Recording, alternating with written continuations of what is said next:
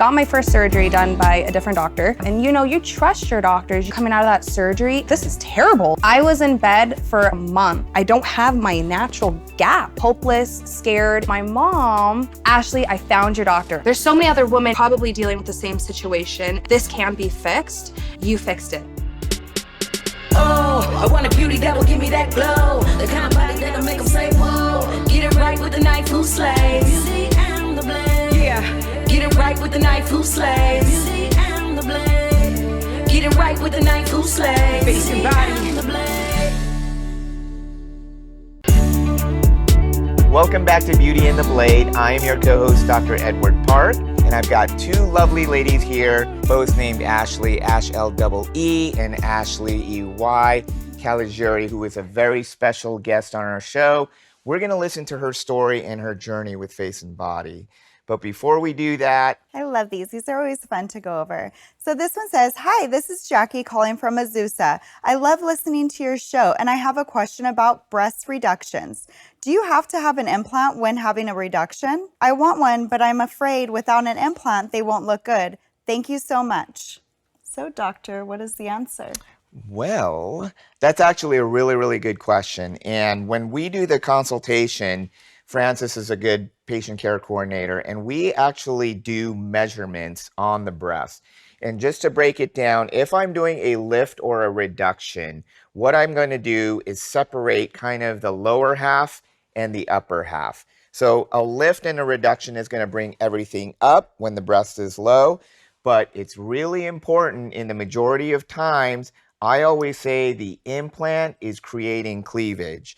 So the implant is, once it's behind the lifted breast tissue, is really creating that upper pole fullness. So I would say in about 90 to 95% of the time, I am combining a lift reduction with an implant to give you that perfect cleavage. Right. So it's all depending on what you go. I know you're always asking your patients, like, please bring in a wish pic because I want to know what your ending goal is. So just knowing that from the patient. Maybe some people don't even care about the upper cleavage. I mean, you went through a little bit about that in terms of implant versus lift. Do I have a journey. There are a few surgeries we've done together. You want to care to share a little bit? Overall. Okay, so just a little short story. So when I was 19 years old, I had a breast augmentation, and it was so crazy. Then I ended up going to my post-op appointment, and that surgeon was asking me all these questions, like, what do you do for a living? What do you, and I'm like, why is he asking me? He's like, would you want to work here for me? And I'm like, yeah. So then I started working there, and a few months later, he was asking me, like, because I just felt that, my breast just didn't look good. I thought that once I had them done, I was gonna, and I was young, like, whatever, I don't know, the young and wild days. But So he says, I suggest let's go with a little bit of a bigger implant, and I think you'll like it a lot better. So he does my surgery. I wake up from surgery. I'm now recovering at my friend's house. And I remember looking down and seeing my chest bone just look like it's like gonna like pop out.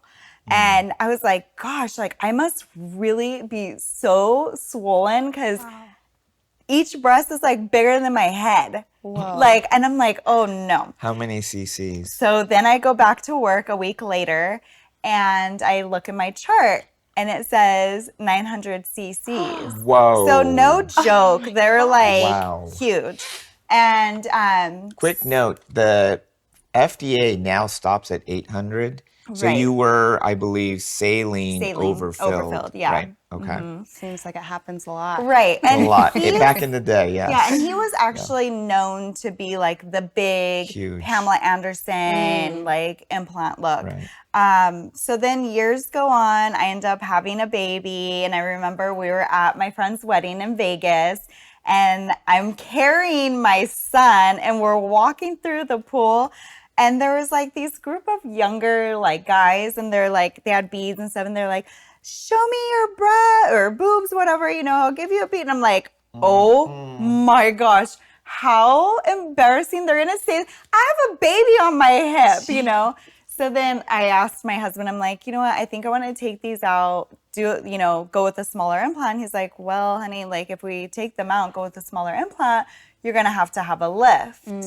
So that was something that I kind of like had to like think about, do I want that scar? Like at this point, I'm only like 20, I think I was 22, 23 years old, somewhere around there.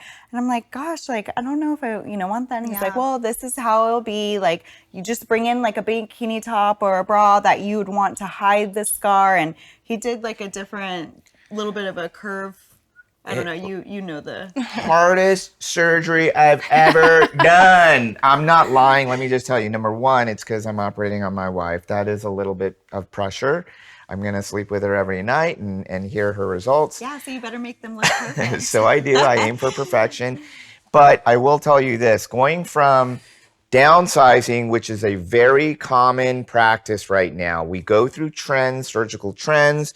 So we went big, like she said, Pamela Anderson in the 80s and 90s, and nowadays everyone wants to be more proportional. So all the large-breasted patients are coming in and wanting to go smaller. Well, the issue of going smaller, and I use a lot of analogies, for example, a purse. Let's say you're tailoring a large purse to a smaller purse. You can't just cut the leather on the outside. I have to go in the pocket and reconstruct that entire internal capsule, which is a tremendous amount of work. It takes a lot of meticulous suturing to get that right. So you do need to go to someone that has more of a reconstructive background. And I will tell you, I learned all these techniques through breast cancer reconstruction and working on some very difficult cases. So that being said, I'll let you continue, but that was a challenging case because if I remember correctly, we went from like 960 to like 900 to 360. So that's 600 cc's difference. That's a very large kind of a reconstruction, if you will. Yeah. So then, I stayed with that size for quite some time, but I was like, gosh, like, I started out, no joke. I grew up, I didn't want to be in a bathing suit because it took one person that said, oh my gosh, like said it to my cousin, but was talking about me. Like, what's with your cousin? Why does she look like she has two backs? And I'm like, I'm never going out in front of these people again. And it just makes you more self-conscious. So then with going with a smaller implant, I'm like, can I go a little bit bigger? Here we So go. I went a little bit Here bigger. we go. Another trend I work with, okay, is going, and we really want to follow, try to get things right the very first times in terms of proportionality. I see it too often, too big, too small. If we hit the middle, and she did go through that, but we don't want to go through real extremes with any form of plastic surgery.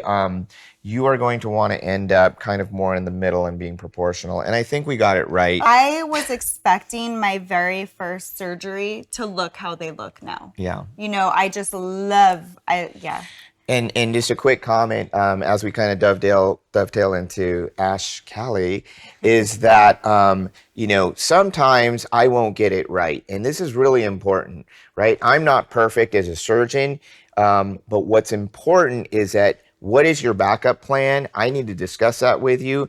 And if I don't get it right, I'm here to try to get that solution worked out with you. And it's not like we're charging you a ton of money. I want you to be happy, but there is going to be a revision rate in any surgery and a small percentage of that, whether it's 2% or 4%.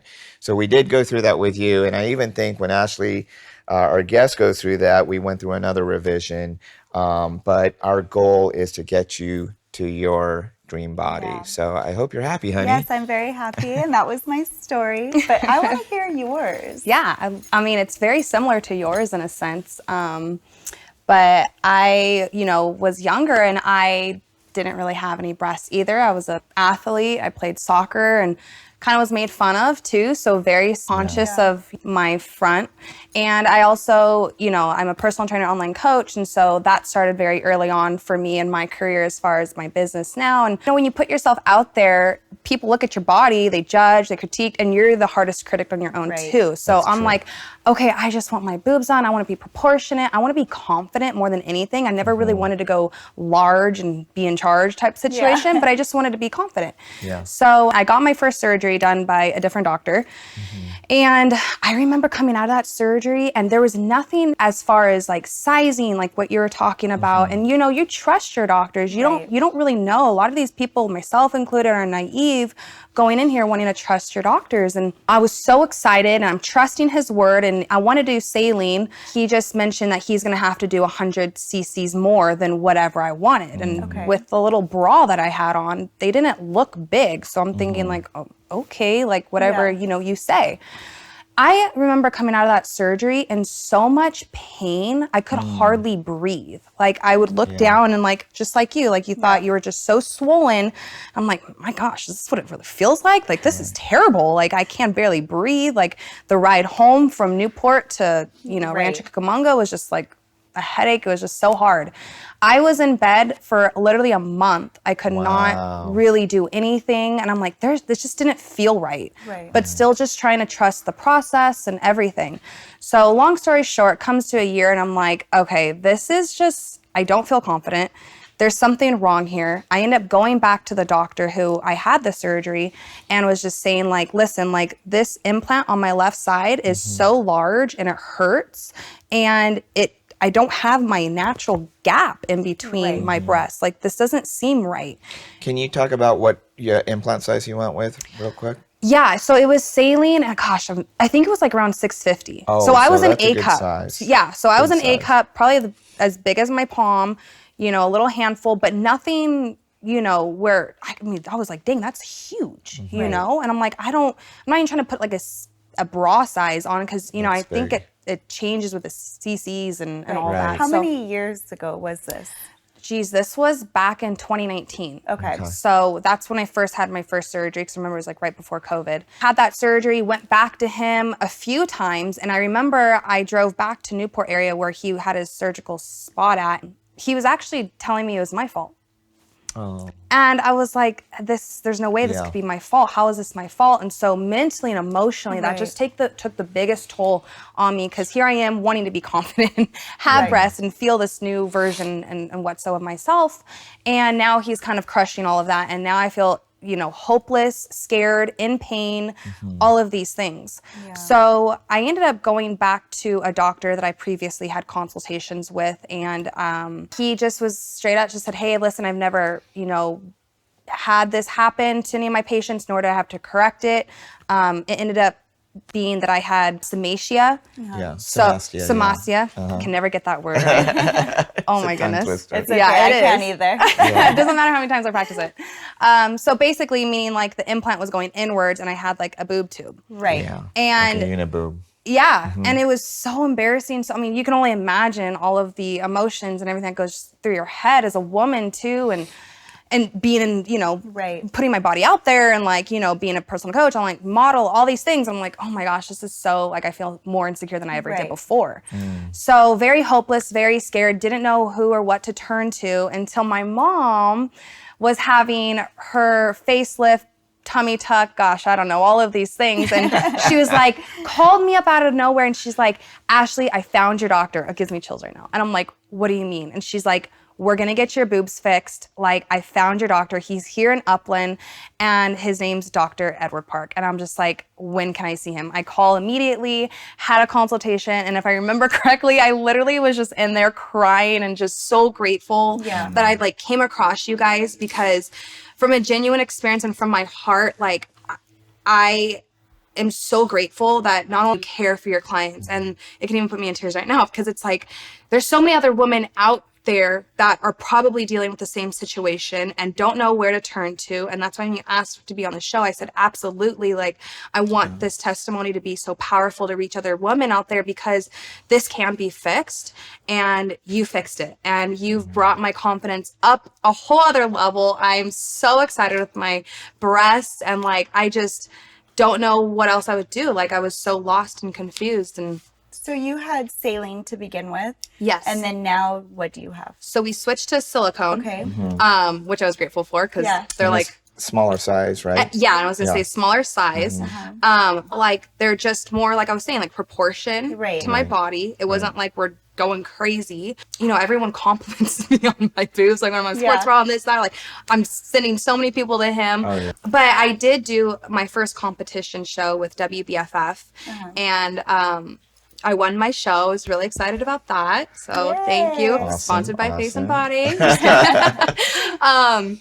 And through that time, I believe through my training, you know, your work is so amazing that I forgot that I had the situation that I had. So I'm just living day by day, you know, but forgetting that I did have sutures in there. And I think just by working out and, you know, putting a lot more strenuous on my body, I think I did pop. Like I remember feeling a warm sensation and I was like, uh-oh, please don't say that's what I did.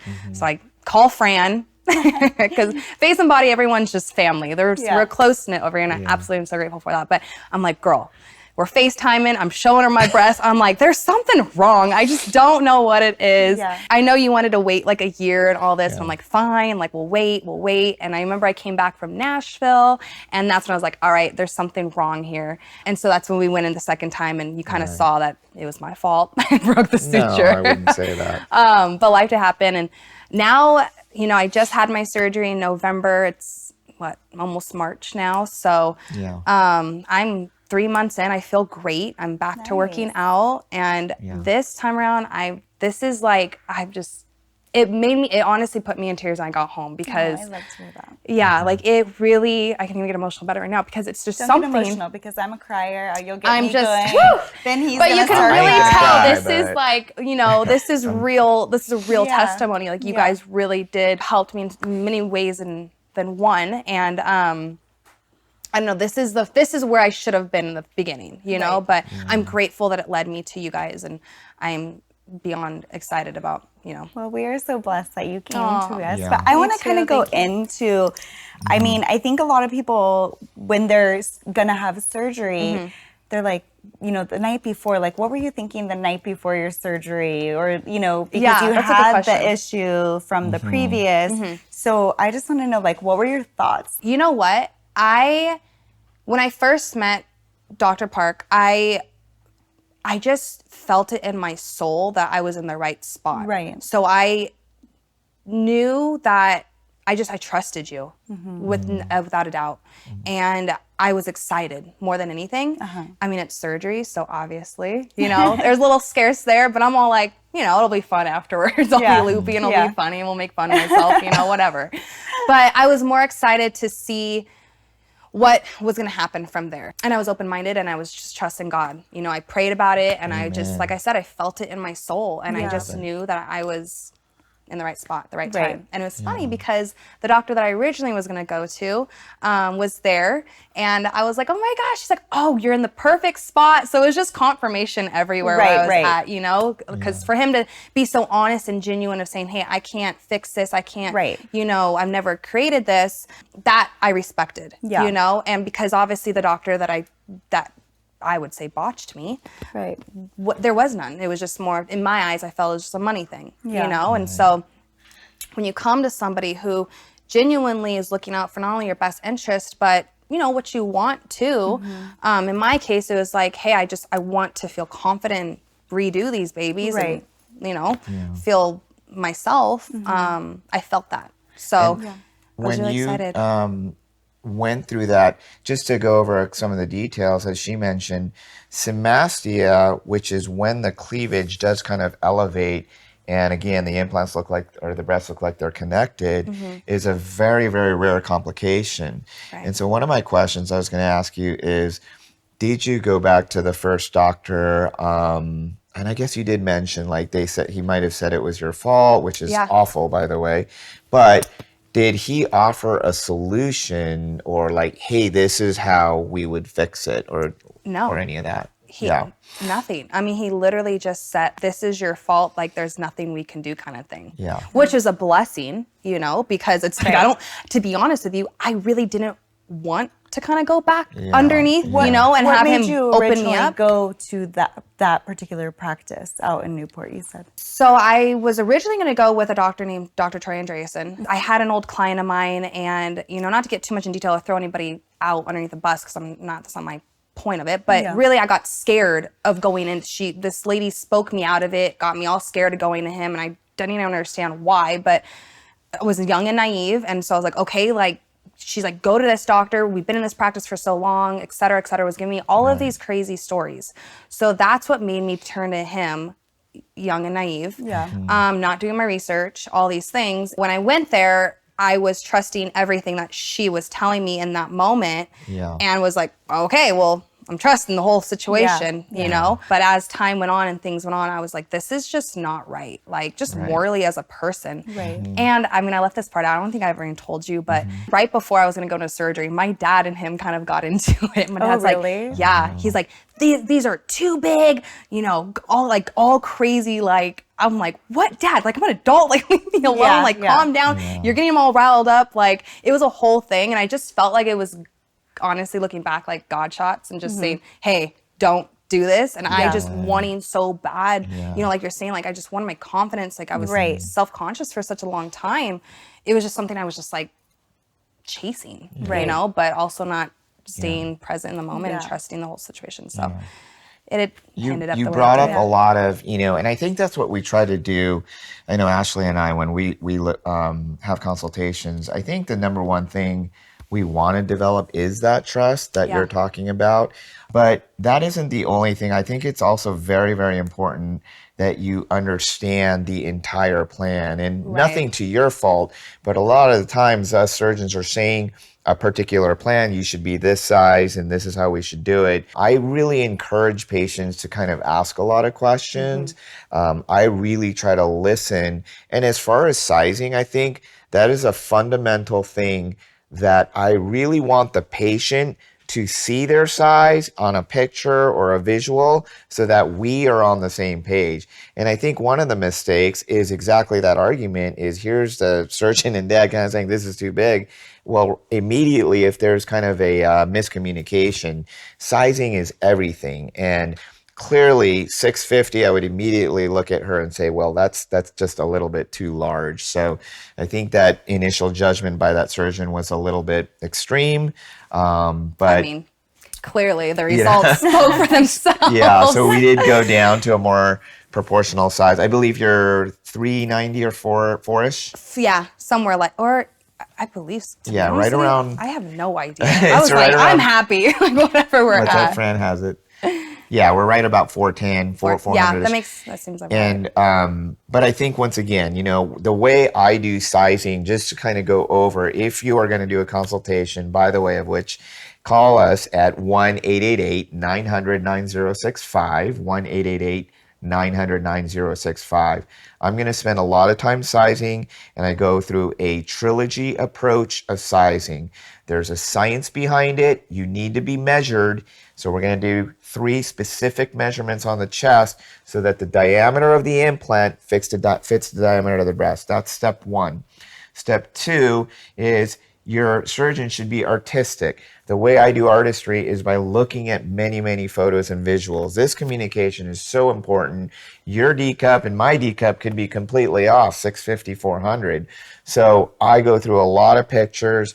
My patient care coordinator, Francis, who's right over there, is very, very detailed in getting a visual. This is your dream, ladies, and I need to see your dream. So the pictures are secondly important. And the final trilogy is sizing you in surgery. If someone is just going to pop one implant and think it's great, they're not going to be perfect. So I have sizers. I put them in the body while in surgery. I sit you up. I'm looking at your photo and making sure that this matches. It's kind of like if you go to Nordstrom's and you try on a size 7, it might not fit. You might be a 6.5. So sizing is very, very important. You got to be super meticulous with your surgeon on sizing. So they may have been off a little bit. More importantly is your surgeon has to go over complications and how he is going to fix them. If this surgeon is saying, hey, I don't know how to fix hemastia, in fact, that second consultation that said, hey, I don't do much of these, refer you over to someone else. For example, I'm not going to do reconstructive rhinoplasties because that's not my expertise, but I do a lot of breast cancer reconstruction. So this was right up my alley with Ashley, and I felt this was something that we could get really nice result with. Yeah, and we definitely did. So I'm grateful beyond measures for it. And I really. have a question. So because you had a bigger implant and then you went down a size, did you have to do a lift or no lift? No lift. Oh, nice. Yeah. Great question. That is I never actually thought about that. So honestly. I actually did everything magically internally, and what I call it is an internal miracle breast lift, if you will. So I am cinching the pocket internally. Again, this is scarless. I do kind of modify everything to go to the smaller implant, which we did. In the symastia, which is recreating the cleavage, that is also done internally, where I did have to use some biologic grafts in order to serve as barriers to recreate the cleavage. So this is somewhat of a complex surgery, but again, from the outside, no scars, and I think we got, you know. Yeah, Nice. we definitely. Do you have your dream cleavage now? I do. That's why I'm glowing. I'm so excited. I haven't really worked out, you guys, because I'm like, I don't really want to. Yeah, I mean, it's just a mental thing. I think that's for me, where I'm like, I just don't want to mess them up. Like, they're beautiful, they're perfect. Right. But that's a great question, because I actually never really thought about that. Like, that's how trustworthy I am with this guy. Like, just whatever you got to do, because I learned obviously from my first, mistake and all of that. But that was definitely some good pointers as far as, and the pictures, I sent so many, you guys. Fran was like, all right, we get it. I'm like, no, you don't. That's enough. All of these, yeah. Yeah. Speaking of which, tell us a little bit about your experience with the staff and all of that. I know Frances played a really... Oh, yeah. I mean, like, when I say it's family, like, Fran's like a friend of mine now. Dr. Park and Ashley are like family to me too. Like, every time I go in there, I go and get facials by Lisa and, Victoria. Like, she's been one of my friends. She comes to my, we go to church together. Like, it's just become such a community base. And that's all what you guys created, and I saw that and I was like, wow, this is something different. And that's where the caring and the love all really stems from. And, people feel that. You feel that, you see that, you experience it. And I think that's really what drawed me in and knew that I was in the right spot and I was under, good care. And it was so funny because this last surgery, like, I've never really been a big baby with surgeries. I'm always just like, okay, like, And this last one, it was so funny because I was like just about to go out and I'm like having a tear come out. And she's like, you're okay, baby. Like, you're okay, sweetie. We'll see you soon. I'm like, okay. I'm like, why am I crying? It was just so funny. But everyone takes great care. So I appreciate that so much. Was it a lot easier of a recovery than your first time? Oh, yeah. My boyfriend was like, will you sit down? Like, right when I got home. And I'm just like, no, I feel fine. I'm like up and at it the week. And he's like, no, you need to sit down. But honestly, I was fine. That's good. And that's the craziest part. The first surgery we did, I was fine within 3 days. Right. So that's when I knew, like, holy cow, the first thing that I went through was so crazy and drastically bad. Because I'm like, I shouldn't be down for that long. Right. Not being able to do anything. Yeah, a quick comment on recovery, and both of you have been through a few. I will say that the first augmentation surgery is kind of the most painful because here we are recreating a pocket. And so generally my patients are out for about a week. Recovery, I would say generally speaking about 2 to 3 days of soreness, and then letting patients go back to the gym and work out in about a month. But revision surgeries are very much like you said, they should be a lot easier and we're not doing as much, so your recovery should be quicker. That makes sense. So yeah, that's a good point though. Thank you so much, Ashley, for sharing your experience, because it's like, I know what I went through and it was tough. Hearing you talk about it too, and to hear another woman talk about the beginning stages of like how people would, make fun of you, and you lived with that for so many years, and you just wanted to feel comfortable in your own skin. I love to hear that. I'm grateful to be here. So thank you for allowing me to just share my story with everybody and, be here with you guys and talk about it. Because I do see, it's crazy, I do see some women on, Instagram talking about like taking their implants out and having actually my situation. And I'm just like, oh my gosh, if they only knew, So like you said, it is a rare situation. And Dr. Park's your guy.